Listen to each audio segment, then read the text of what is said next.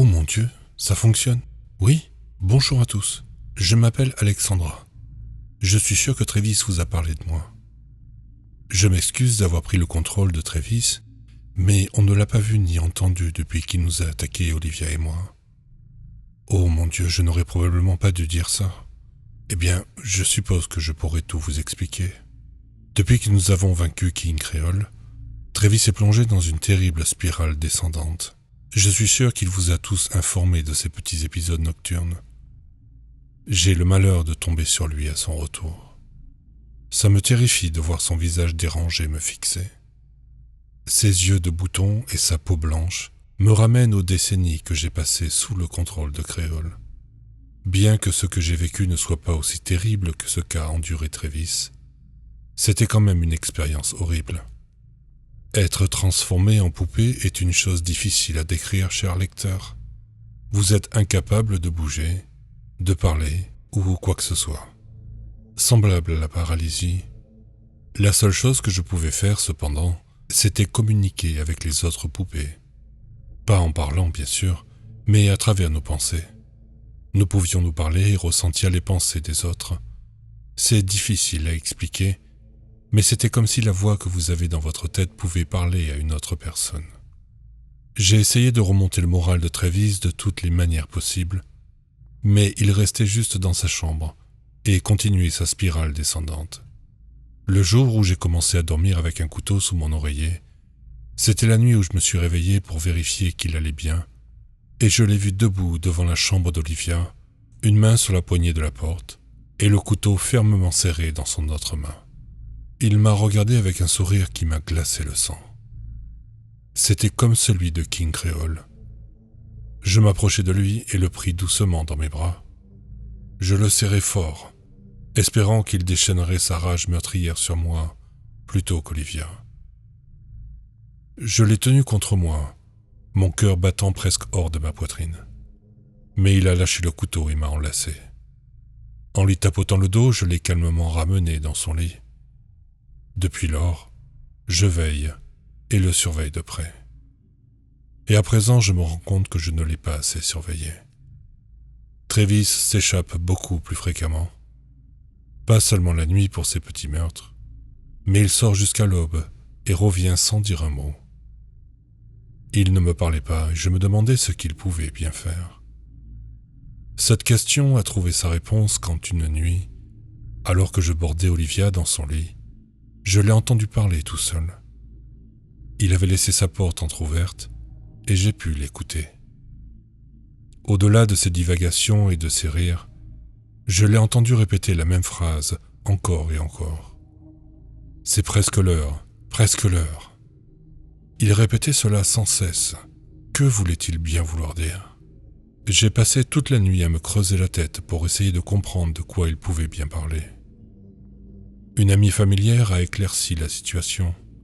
Je veux parler de la petite poupée vaudou, Tempi. Elle semble beaucoup se soucier de Travis. Alors elle a pu me renseigner sur ce qu'il avait fait tout ce temps. Travis allait au magasin vaudou nuit après nuit et semblait parler à King Creole d'une manière ou d'une autre. C'est pourquoi j'ai essayé d'empêcher Travis d'y aller ce matin-là. Voir cette feuille blanche qu'il appelait cela un tract publicitaire me mettait vraiment mal à l'aise.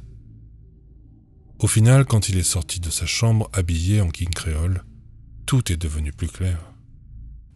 Il avait réussi à se frayer un chemin jusqu'à nous. Parfois, j'aimerais juste prendre Olivia et fuir tout ça. Mais je considère Travis comme mon fils, et tout parent devrait aider ses enfants lorsqu'ils ont désespérément besoin d'aide. Donc, après que Travis ait quitté la maison, j'ai rapidement appelé l'école d'Olivia pour leur dire qu'elle était malade, et je l'ai gardée à la maison près de moi toute la journée. Elle s'inquiétait tout autant pour Travis, même si c'était à sa manière innocente et enfantine. Travis n'était toujours pas revenu, ce qui m'a rendu encore plus inquiète. Donc en emmenant Olivia avec moi dans ma chambre, je l'ai gardée là, avec Tempi et le couteau que j'avais sous mon oreiller. Olivia s'est endormie dans mes bras pendant que je la tenais contre moi. Je regardais les minutes s'écouler. J'étais sur le point de m'endormir moi-même lorsque j'ai entendu des bruits de tapotement à la fenêtre. J'ai sursauté et j'ai regardé vers la fenêtre, juste à côté du lit pour voir le visage pâle, souriant de Travis. Ses joues peintes en rouge ressortaient tellement sur son visage. Je n'ai presque pas eu le temps de réfléchir avant qu'il ne commence à se cogner la tête contre la fenêtre. Olivia s'est réveillée en sursaut et s'est rapidement accrochée à moi, essayant de comprendre ce qui se passait. Je me suis rapidement levé et lui ai ordonné de courir vers sa chambre et de verrouiller la porte. Olivia s'accrochait à mes jambes et refusait de bouger pendant que je prenais le couteau sous mon oreiller. Je l'ai regardée et je me suis rapidement penché pour l'embrasser. « Tout ira bien, ne t'en fais pas, je viendrai te rechercher, » lui dis-je, tenant son adorable petit visage entre mes mains. Elle m'a regardé, m'a fait un signe de tête, a attrapé Tempi qui était sur mon lit et a rapidement couru vers la porte. J'ai ensuite porté mon attention sur Travis, qui continuait de cogner la fenêtre. Il a finalement réussi à la briser et à se faufiler à l'intérieur. Il ne portait plus le chapeau, mais un sourire démoniaque était figé sur son visage. « Alexandra, celle que je cherchais. » Il a fait un pas vers moi et j'ai rapidement pointé le couteau vers lui. « S'il te plaît, Travis, je sais que tu ne veux pas faire ça, » ai-je dit, mes mains tremblant malgré mes efforts pour les maîtriser. Son sourire s'élargit alors qu'il ricanait. Il s'approchait et serrait son couteau avec une telle intensité que j'ai cru qu'il allait briser le manche en bois. « Estime-toi heureuse que la petite peste ne soit pas là. J'adorerais la saigner comme un agneau. » Il ricana, plantant son couteau sur la tête de lit et le faisant glisser tout en s'approchant. J'ai continué à reculer, fixant ses yeux boutons et me rappelant quand j'ai été transformé en poupée. Je me rappelais ce que j'ai ressenti en regardant les yeux de Créole alors qu'il riait de ma faiblesse. Eh bien, je ne vais pas me laisser faire cette fois-ci. Tenant rapidement mon couteau, je me suis précipité vers lui, le prenant par surprise et le frappant à la tête avec le bout du manche. Il a vacillé sur le côté et avec un grognement animal, a retiré le couteau du montant du lit et m'a coupé. J'ai reçu un coup superficiel sur le bras et j'ai mordi mes lèvres fort pour ne pas lui donner la satisfaction d'une quelconque plainte de ma part. Serrant mon bras, j'ai vu qu'il se préparait à me frapper à nouveau. Alors j'ai esquivé et je me suis précipité vers lui, enfonçant ma tête fermement dans son ventre. Cela l'a fait vomir et trébucher par terre. Puis j'ai éloigné le couteau avec mon pied, mais j'ai reçu une vive et douloureuse piqûre à mon pied, provenant d'un petit couteau qu'il avait caché dans sa poche. Cette fois, j'ai poussé un cri de douleur. Me penchant en avant, j'ai serré les dents pendant qu'il ricanait, comme s'il venait de faire la chose la plus hilarante qui lui venait à l'esprit. Sans me décourager, j'ai ignoré la douleur et pointé mon propre couteau vers sa gorge. Je sais que c'est son point faible, et il le savait apparemment aussi, car il s'est rapidement figé sur place. « Tu n'oserais pas » a-t-il ri, son comportement changeant devant mes yeux. Son sourire dément et ses petits rires ont cessé. Une tonalité plus raffinée et digne a pris le relais dans sa voix. Un léger accent du Sud, King créole. « Tu crois que je n'en suis pas capable ? Je ne permettrai à aucun de vous deux de faire du mal à Olivia. » ai-je dit calmement, malgré la douleur que je ressentais. Il a souri, le sourire que Créole arbore quand il sait qu'il a un avantage sur quelqu'un. « Je ne ferai jamais de mal à Olivia, je te l'ai dit. Par contre, toi, oh, moi et l'autre Travis, serions plus qu'heureux de voir ton sang de traître se répandre partout, » a-t-il dit d'un ton moqueur. Il a ri, se déplaçant légèrement et pressant son cou contre le couteau que j'avais contre lui. Mes sourcils se sont levés alors que je retirais le couteau. Il a souri et m'a facilement repoussé. « Si tu voulais vraiment nous faire mal, tu aurais utilisé la partie tranchante sur nous, » a-t-il ri de nouveau en se levant. Sortant ce chapeau haut de forme noire de nulle part, il l'a posé sur sa tête et a passé ses doigts sur son rebord. Me relevant et utilisant le lit pour me soutenir alors que je soulevais ma jambe blessée, je le regardais intensément. « C'est peut-être vrai, mais tu ne mérites pas d'être en vie, Créole, » lui ai-je dit, posant ma jambe et grimaçant en exerçant une pression dessus. M'approchant de lui, et le regardant droit dans ses yeux de bouton. Et, par tous les moyens, je sauverai Travis de ton emprise. Il m'a offert un sourire. Il a tendu la main et m'a attrapé par la gorge, la serrant fort et me privant de tout air dans mes poumons, alors qu'il me maintenait à 1 mètre du sol. « Et qui es-tu pour me dire cela ?»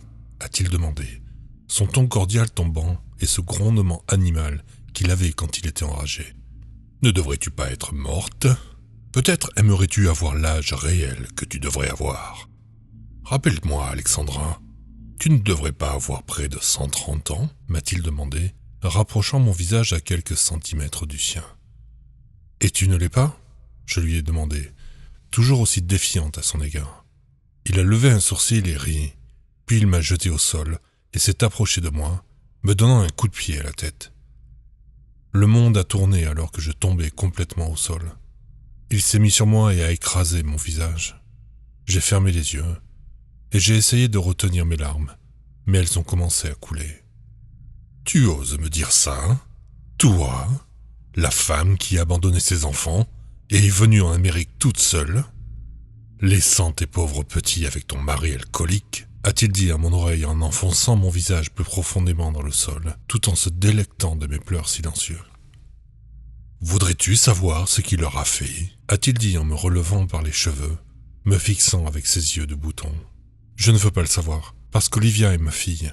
Elle est la seule famille dont j'ai besoin, lui ai-je dit. » Ce qui l'a fait tressaillir face à ma réponse. Il a écrasé à nouveau mon visage sur le sol. Ma vision devenait floue et sombre. « Je te l'ai donnée, et je peux facilement te la reprendre » a-t-il crié en se levant et en passant devant moi, se dirigeant vers la porte de la chambre. J'ai regardé avec horreur et j'ai lutté pour me relever et sauver Olivia. Finalement, je n'ai pas eu à le faire, car j'ai entendu un bruit sourd. En levant les yeux, j'ai vu que le corps de Travis s'était affalé par terre et qu'il était agité de violentes convulsions. Prudemment, je me suis redressé et j'ai ramassé l'un des couteaux par terre. En boitant, je me suis approché du corps qui s'est soudainement arrêté de convulser et s'est redressé, me saisissant par les bras. « Alexandra, tu dois m'enfermer.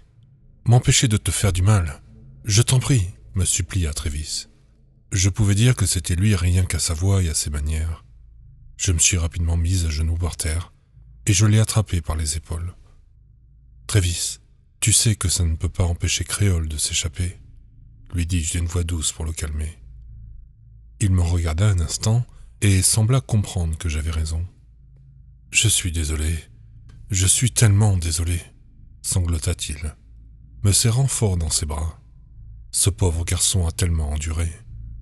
Et cela me fait mal de voir à quel point il s'est détérioré. « Ça va aller, on va trouver une solution, » lui dis-je, essayant de le calmer suffisamment pour qu'il se confie sur les plans de Créole. Quand il finit enfin par le faire, il s'affaissa un peu, comme s'il s'essayait de souvenir de tout ce que la créature vaudou préparait. « La boutique vaudou, c'est tout ce que je sais vraiment. Il veut la rouvrir. Je suppose que c'est pour retrouver son pouvoir, et peut-être mettre mon âme et l'âme de l'autre Travis dans une poupée, » dit-il, se levant et regardant autour de lui confus et terrifié. Puis il me regarda et saisit mes épaules. « S'il te plaît, aide-moi. Je ne peux pas rester ici. C'est trop dangereux pour moi. Tu dois m'aider. » dit-il en me tendant son téléphone portable avant de se précipiter vers la fenêtre et de sauter par-dessus. Horrifié, je me précipitai pour voir ce qui lui était arrivé. Mais lorsque je regardai la fenêtre, je le vis courir à toute vitesse dans la rue. En regardant son téléphone, j'ai découvert l'histoire qu'il écrivait et qu'il vous racontait. Je vois dans la suite de l'histoire que Travis suggère de faire appel à Marie. En fait, c'est une vieille amie à nous. Bien sûr, il serait risqué de tenter de la contacter, mais à ce stade, Marie est tout ce qu'il nous reste pour essayer d'aider Travis. Nous allons donc organiser une séance pour essayer de l'invoquer. Espérons qu'elle nous aidera de toutes les manières possibles. En fait, c'était une énorme erreur. Après la fuite de Travis de chez moi, j'ai pris Olivia et Tempi hors de la maison et je les ai amenés à la boutique vaudou. Pourquoi irais-je là-bas, me diriez-vous ? Permettez-moi de vous l'expliquer. La boutique vaudou agit comme un énorme piège à esprit. Si vous êtes tué à l'intérieur ou si vous êtes maudit de quelque manière que ce soit, votre âme est piégée à jamais dans ces murs. Cela signifie que même si elle a enfin été libérée de son corps, Marie est toujours piégée dans la boutique. Amener Olivia et Tempi là-bas a été difficile, bien que je sache qu'Olivia adore absolument la boutique vaudou. Les choses que j'ai vues se produire là-bas me hantent toujours. Mais si cela signifiait que nous pouvions sauver Travis, j'étais prête à le faire. En arrivant à la boutique et en constatant qu'il n'y avait personne à proximité, nous nous sommes dirigés à l'intérieur. Ce que Travis a dit était vrai. La boutique vaudou était en train de rouvrir. Et à en juger par les apparences, elle allait ouvrir très bientôt. Après avoir laissé Olivia explorer la boutique inhabitée, je me suis occupé de préparer la séance. J'avais toujours mon couteau sur moi au cas où, donc je l'ai posé sur le comptoir et j'ai commencé à sortir quelques bougies du sac que j'avais apporté. Contrairement à Travis, j'espérais pouvoir le faire sans réveiller d'esprit vengeur. « Maman, est-ce que je peux le garder ?» me demanda Olivia en courant vers moi et en me tendant une tête rétrécie. Je reculai un peu et lui pris rapidement des mains pour la poser sur le comptoir hors de sa portée. « Non, Olivia, nous ne sommes pas là pour faire du shopping. Nous sommes là pour essayer de sauver Travis, lui dis-je en prenant sa main et en la rapprochant de moi. Elle fit la moue, mais elle savait que je parlais sérieusement, alors elle acquiesça. Elle sortit Tempi de sa poche et la serra contre elle pendant que j'allumais les bougies. Maintenant, le problème avec la boutique vaudou, c'est le nombre de personnes qui y sont mortes. La boutique est ouverte depuis les années 1920. Vous pouvez imaginer combien de personnes King Creole s'est amusé avec. Donc faire une séance ici risque de faire apparaître d'autres fantômes en colère et des esprits qui essayent de se raccrocher à la moindre connexion avec l'autre monde. Nous devions donc être prudentes. En allumant les bougies, j'ai fermé les yeux et j'ai pris une profonde inspiration. « Marie Simmons, es-tu là? Peux-tu communiquer avec moi ?»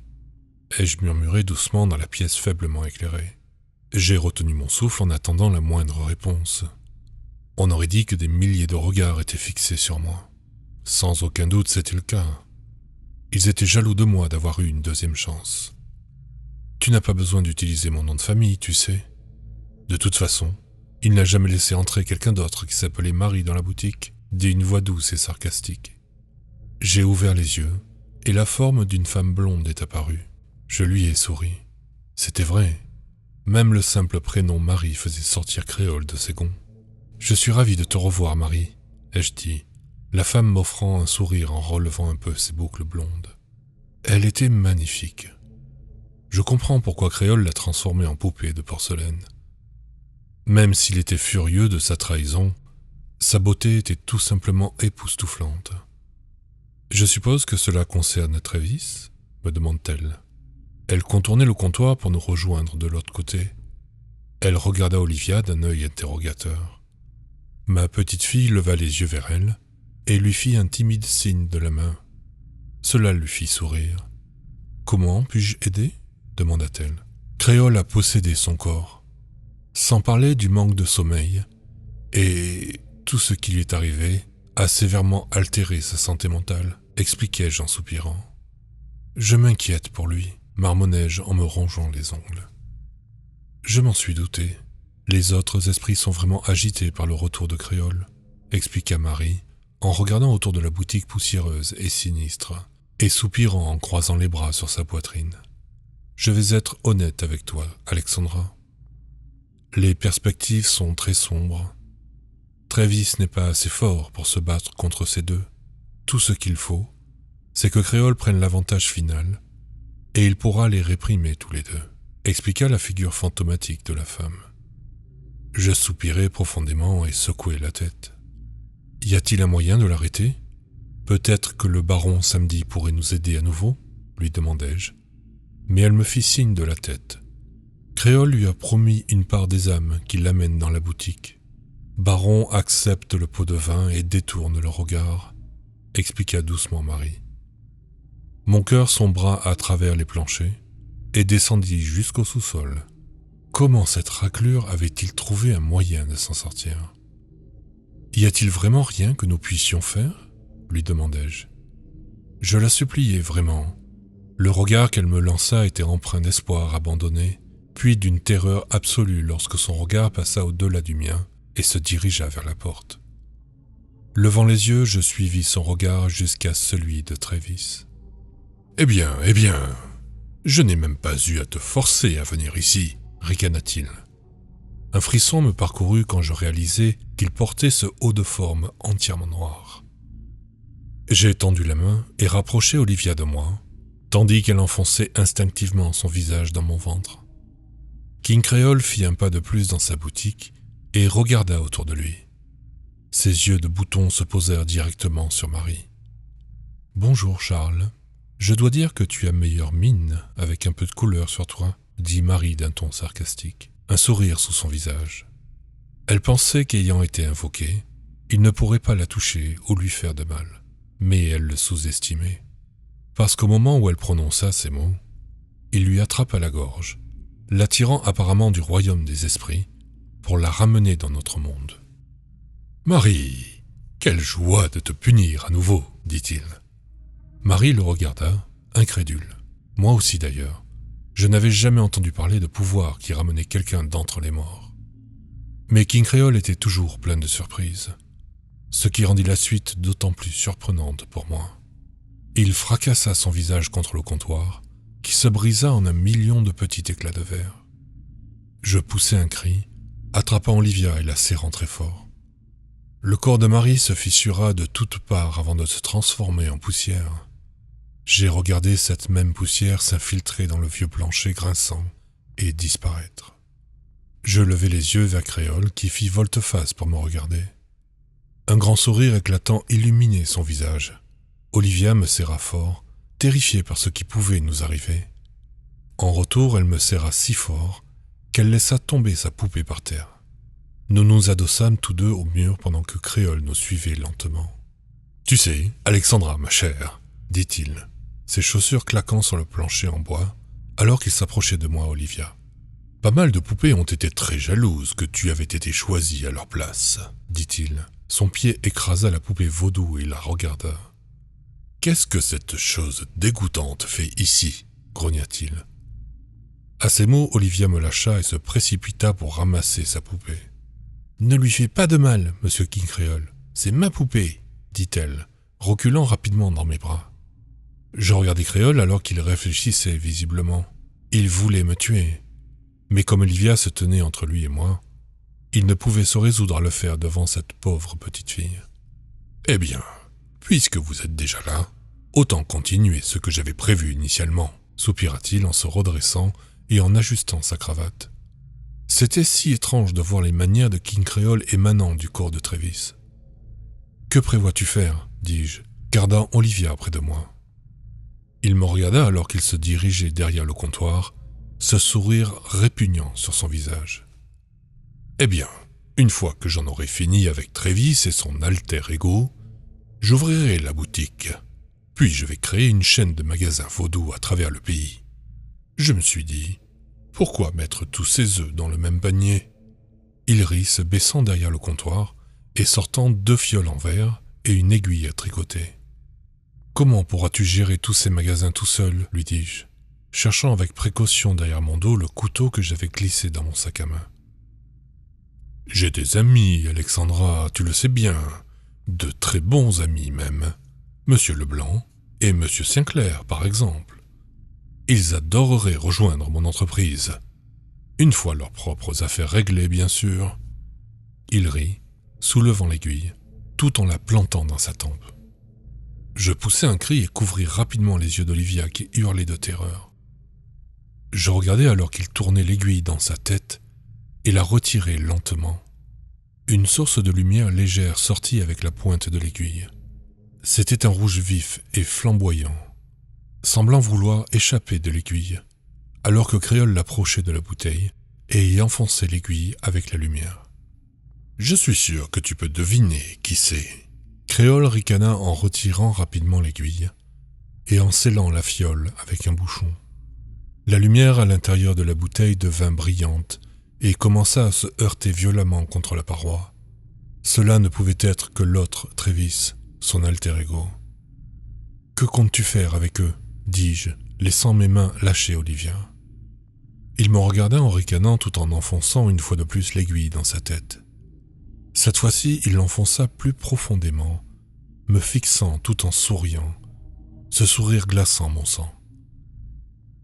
Lentement, il retira une autre lumière évanescente. Celle-ci était bleue et ne montrait aucune résistance.